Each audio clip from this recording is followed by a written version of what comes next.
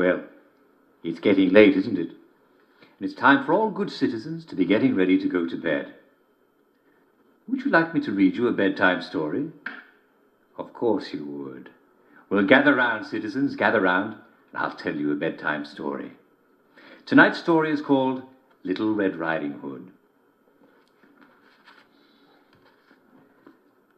Once, a young woman was told by her older sister to bring a pie and some milk to their mother, who lived in the forest.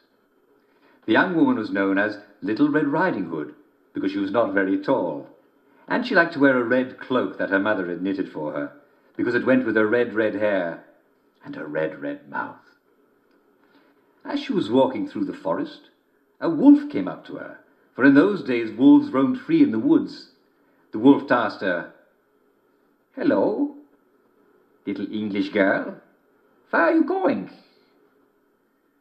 Little Red Riding Hood was not afraid of wolves, and she had a very good knife in her basket.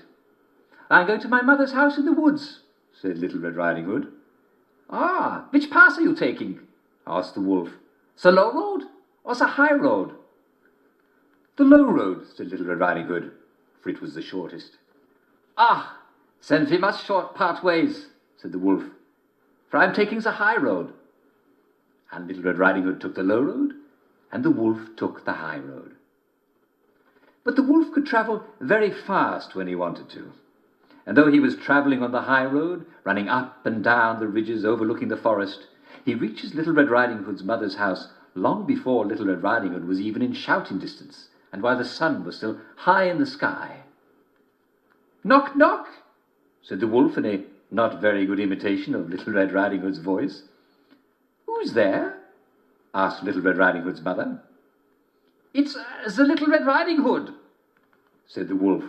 "You don't sound a little bit like my daughter," said Little Red Riding Hood's mother.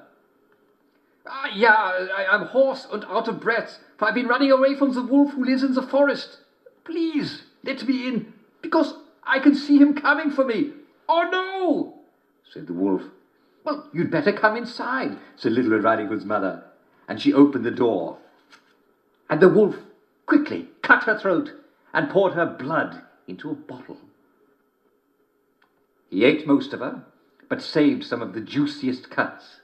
These he sliced onto a platter, for he was very good with a knife, even for a wolf. Then the wolf put on the mother's pyjamas and got into bed. I'm afraid we've come to the end of our time. Tune in tomorrow evening, and I'll tell you the rest of the story of Little Red Riding Hood. It's a lovely story, and I'm sure you'll enjoy the rest of it. For now, this is Jack Worthing saying good night all, and I'll see you tomorrow.